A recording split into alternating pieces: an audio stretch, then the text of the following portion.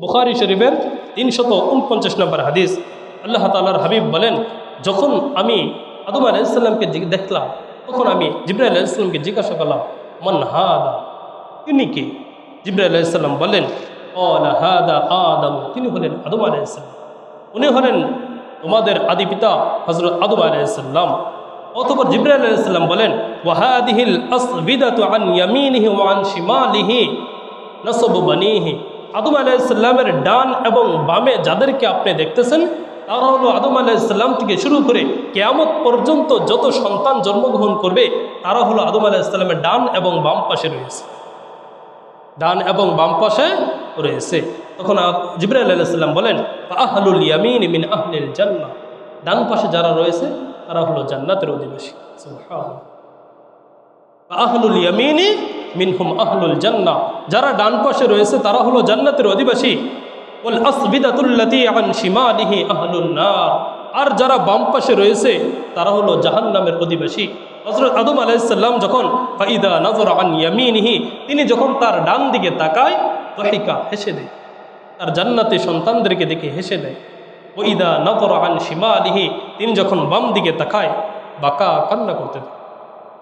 আমাদের পিতা এখনো আমাদেরকে নিয়ে কি করে? কান্না করে।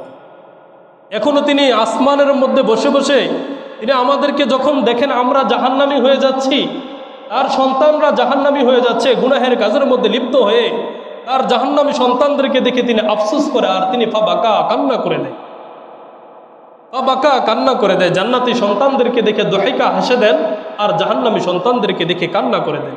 একটু চিন্তা করেন, আপনি কতদিন কয়দিন আপনি জাহান্নামের ভয়ে আপনার চোখে পানি পড়ছে, আপনার চোখ দিয়ে পানি ঝরছে, কয়দিন আপনার চোখ দিয়ে পানি ঝরছে, আমার চোখ দিয়ে পানি ঝরছে, আমার আপনার অন্তরে জাহান্নামের ভয় আছে কিনা একটু চিন্তা করি। কিন্তু আমাদের পিতা আমাদের জন্য এখনো কান্না করে, আসমানের মধ্যে বসে বসে তিনি আমাদের জন্য কান্না করে। আমরা জাহান্নামে চলে যাচ্ছি, আমরা বাম পাশের অধিবাসী হয়ে যাচ্ছি, এই দৃশ্য দেখে তিনি এখনো কান্না করেন, উনি এখনো কান্না করেন। আল্লাহ পাক রব্বুল আলামিন আমাদের সবাইকে আদম আলাইহিস সালামের ডান পাশের অধিবাসী, জান্নাতের অধিবাসী হওয়ার তৌফিক দান করুন, সকল বলে আমিন।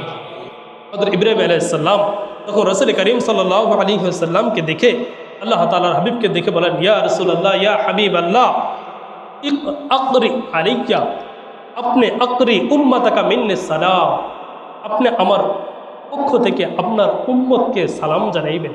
সুবহানাল্লাহ। আপনি আমার পক্ষ থেকে আপনার উম্মতকে সালাম জানাইবেন, আপনি আমার পক্ষ থেকে আপনার উম্মতকে সালাম জানাইবেন। আরো কি জানাইবেন?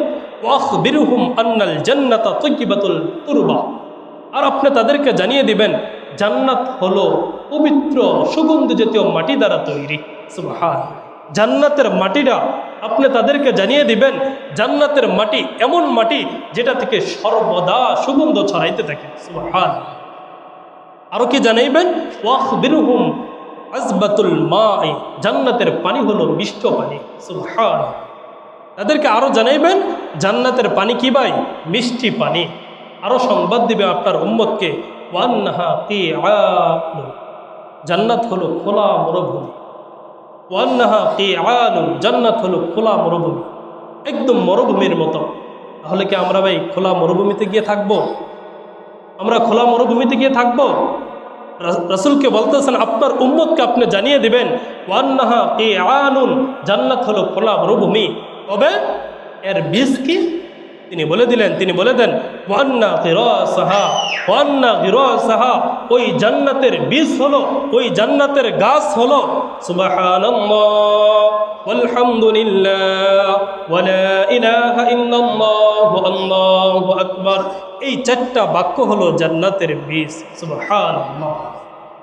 একবার সুবহানাল্লাহ পড়বে আপনার উম্মত, আমল করবে, আল্লাহ তাআলা ওই খোলা ময়দানের মধ্যে আপনার যেই উম্মতকে যেই জান্নাতটা দিবে, সে যে দুনিয়াতে থাকা অবস্থায় একবার সুবহানাল্লাহ বলছে, জান্নাতের মধ্যে গাছ তৈরি হবে।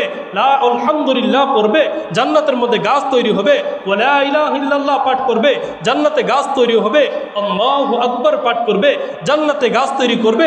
তার 60-70 বছর জিন্দেগির মধ্যে সে যতবার এই আমল করবে, যত আমল করবে, তার ওই খোলা বাগান, তার ওই খোলা ময়দান, ওই খোলা জান্নাত গাছ এবং সবুজ শ্যামল দ্বারা ফসল দ্বারা ভরপুর হয়ে যাবে। সুবহানাল্লাহ। তাহলে খোলা ময়দান চাই নাকি ভাই আমরা? গাছপালা ভরপুর সুন্দর ময়দান চাই, আমরা সুন্দর বাগান চাই। তাহলে ওই সুন্দর বাগান কিভাবে তৈরি করতে হবে? দুনিয়াতে থাকা অবস্থায়। ওয়ান্না গিরাসাহা, তার ঘাস হলো কি? দুনিয়াতে থাকা অবস্থায় আমল করতে হবে। যারা ইমান নিয়ে মৃত্যুবরণ করবে, ইমান নিয়ে মৃত্যুবরণ করলে জান্নাত পাবে ঠিক, যদি সারা জীবনে আপনার আমল না থাকে খোলা ময়দান পাবে।